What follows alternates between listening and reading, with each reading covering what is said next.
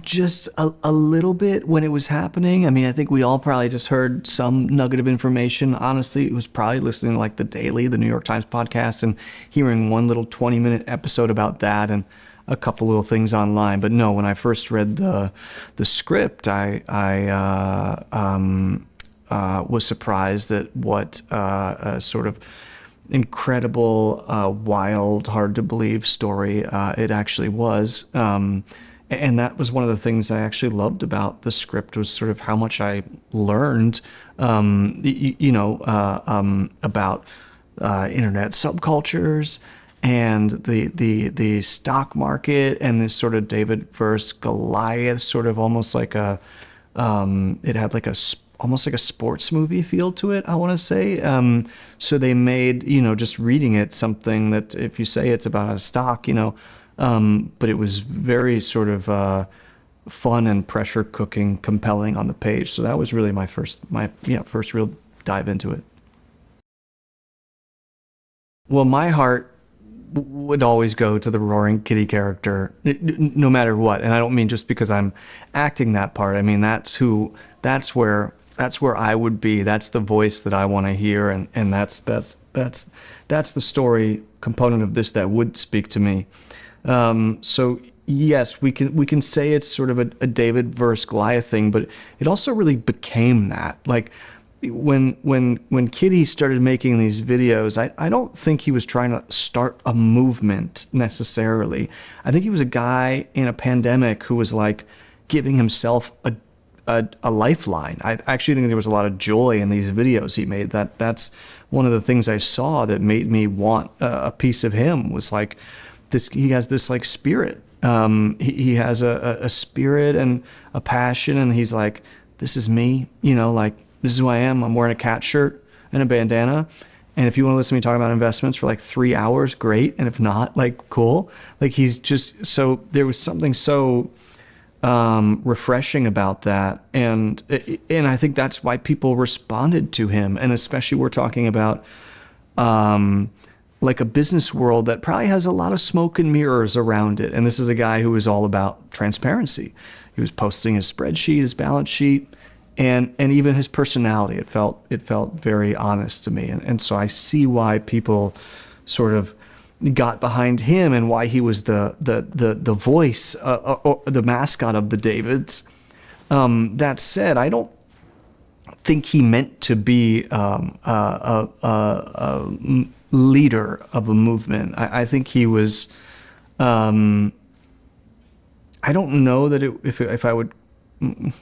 I don't know that it was more innocent than that, but this is also like millions of people, millions took his energy and passed it around online, and it ended up spreading like wildfire. It's really, there's some alchemy that happened in this story, in this moment of time, where if it was 6 months later, I don't know if it would have happened in the same way. It seems really like something magical happened for a moment. And I think that this story in this moment for a lot of people is like a real moment in their life, like a little story in their own life. The way that, because I'm not on social media, so as soon as I started exploring that part of this, where I saw how many videos, how many memes, how many posts, the lexicon around it, it was not just a David. It was like an army, of people who became retail traders, which, the big firms really treated more like chum for sharks, right? And now I believe all those big firms have had to hire people to keep track of the retail traders and what's happening online, because they wielded their power.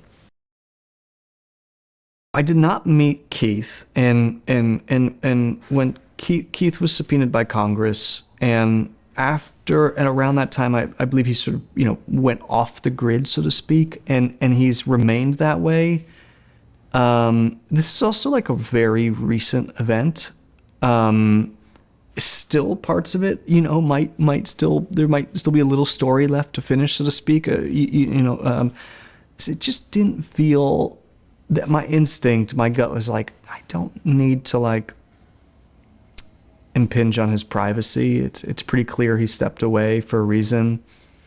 I sort of felt like he was like a samurai who took off his bandana and walked off into the distance and has not been seen, you know, is sort of like the feeling I got. And I thought about it. I remember being like, well, maybe I'll just go drive up to the town he's supposed to live in. But then I'm like a guy who's like skulking around on the street he lives on, like hoping to bump into him, and that didn't feel right. And I couldn't get in touch with him online. So, no. I spent a lot of time with Roaring Kitty, his YouTube channel, which I loved. And that was, frankly, the thing that really got me. The second I saw a video of him, I was like, oh, yeah, like, I want to spend time with this person. You know, I could use a piece of that. And, you know, whatever the kitty is in me, you know, that would be great for that to come out. So, and of course there was a book that it's based on, The Antisocial Network, right? And a whole lot of coverage and research to be done.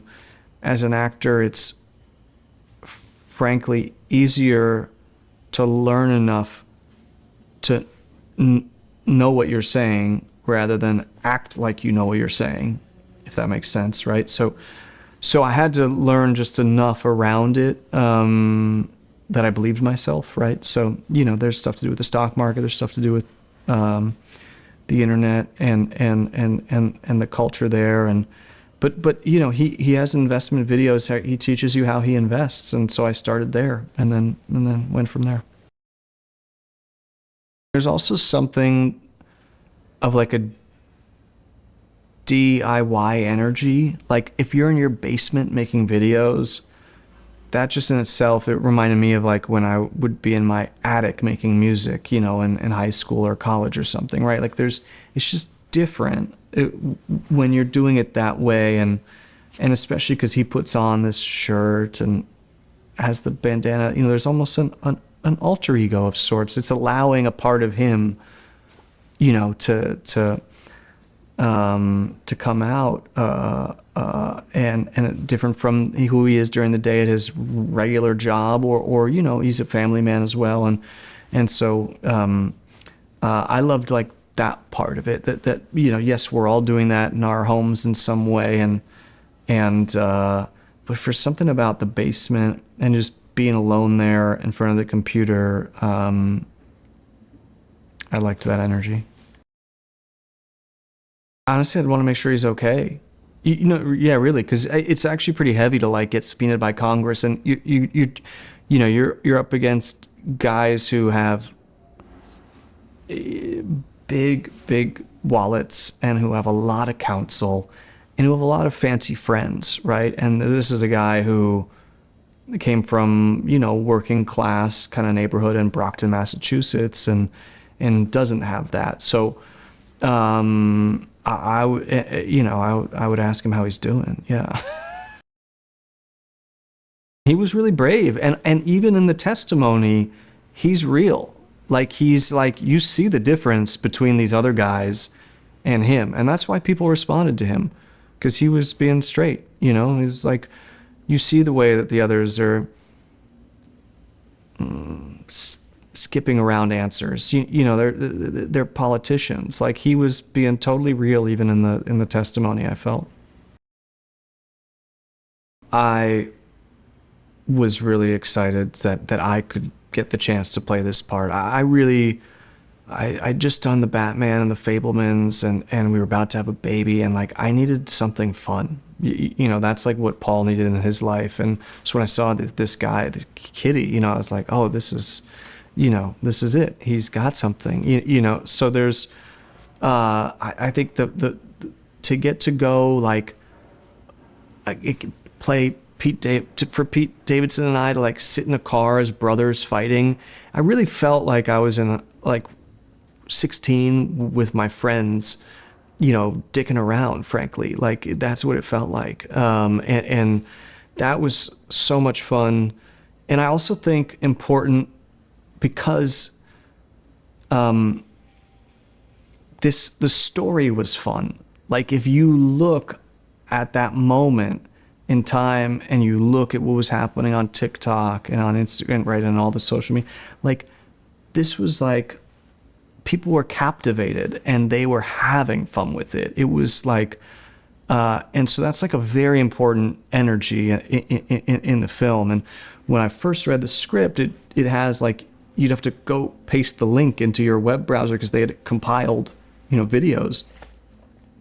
And as soon as I saw that, I was like, oh, wow, that's what this movie is. And that's why Craig was, the perfect person to direct it, because he brings like a lot of spunk, like a lot of life, a lot of energy to the camera and to the way it's cut and the way it's made. And just having seen his other work, like, I knew he'd be able to make this like really buoyant, and fun for people to watch.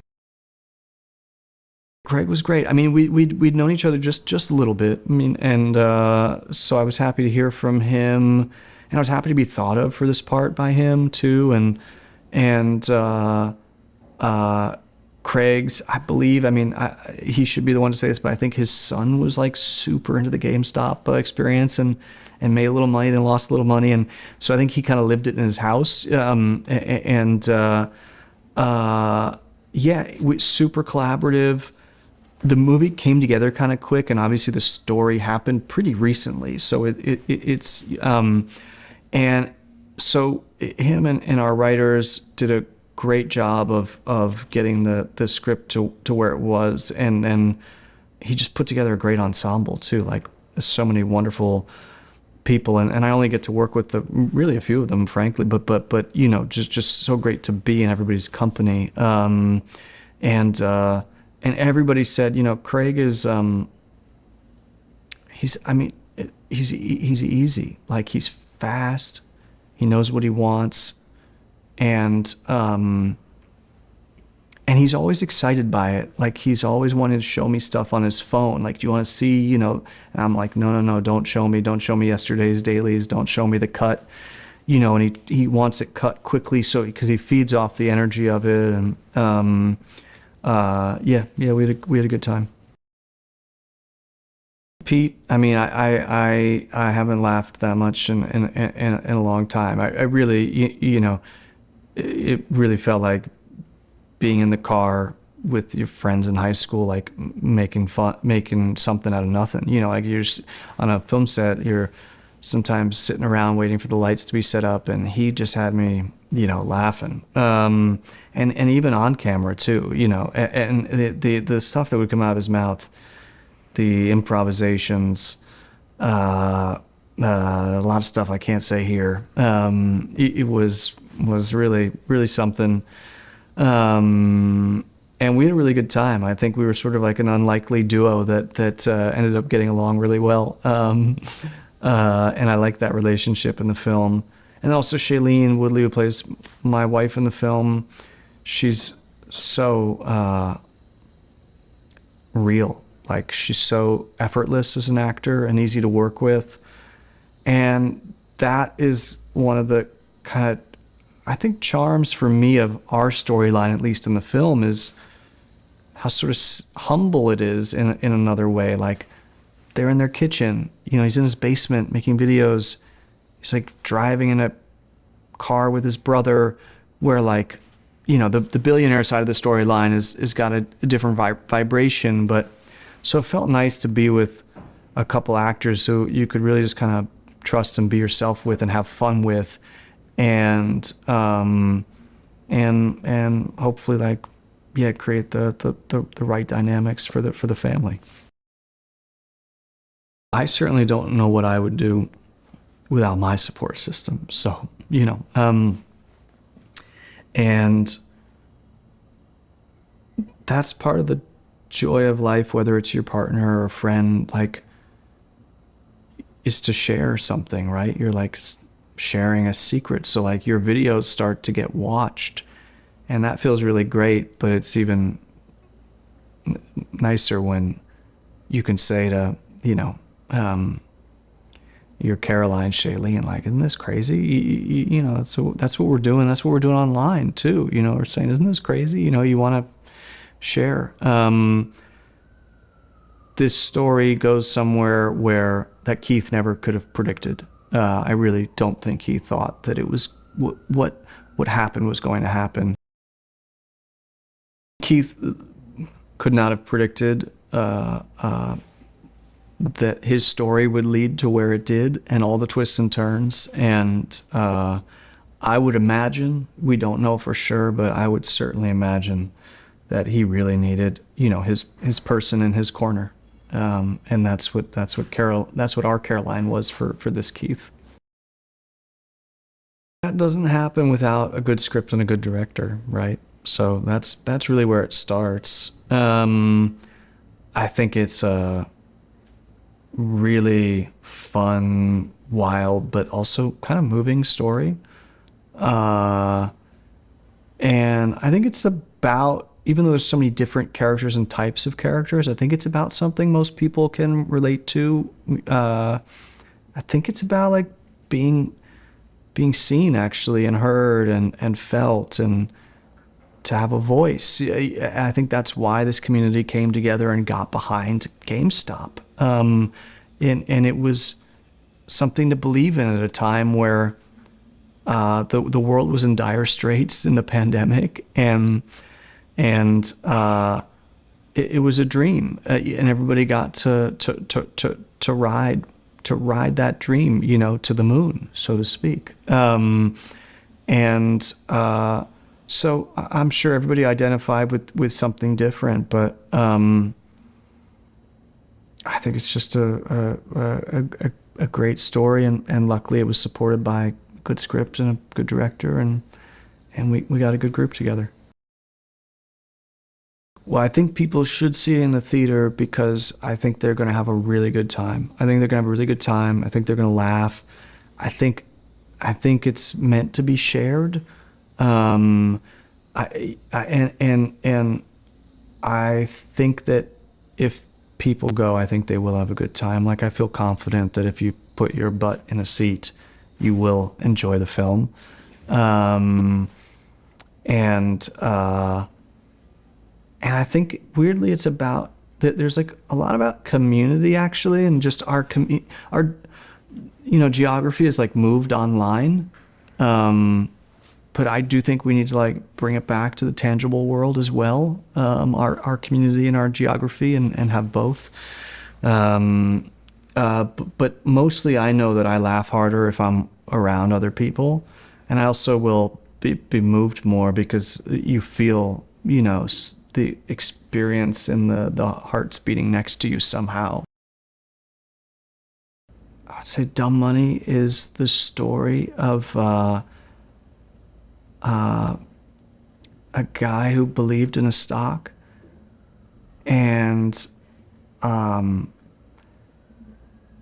put his voice out online, and an army formed around him, and they tried to take down Wall Street. It's a David versus Goliath story about, you know, a little engine that could. Seth and I worked together, I guess last year, and I loved working with him. And then we were going to get to do this together again, except we don't have any scenes together. So it was really just a bunch of texting about, you know, the film and what was happening and how is it going for you. And we both feel really good about the film, though. I know that because we've both seen it and been in touch. And I'm excited I'll get to hang out with him as we put the film out, because he really, you know, he also makes me laugh, and he makes doing all the press a lot more fun. Those guys are also great. D'Onofrio and Nick Offerman. Love that whole thing they got going on with Seth, and yeah, it's fantastic. I think the story is universal, but it is a pandemic story, and I think that is part of the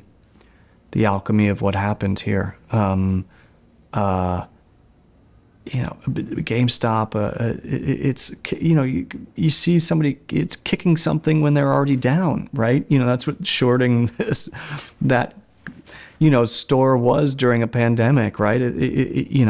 So I think this is a way of people saying like, no, this matters, or I matter, or we matter. Yeah, a time when we were all kind of up against something, and it was something a lot of people came together around. No, you definitely don't have to know about Wall Street to enjoy the film. I didn't know that much about Wall Street, and I enjoyed the story a lot. And I also think that's actually kind of like, is that who it's for, right? Like it's about retail traders, which for those, I didn't know what that meant either before. It's for people who aren't on Wall Street. That's actually what the story is. So I think that's who it's for. And I think everybody can get behind that sort of underdog, coming up against the man vibration.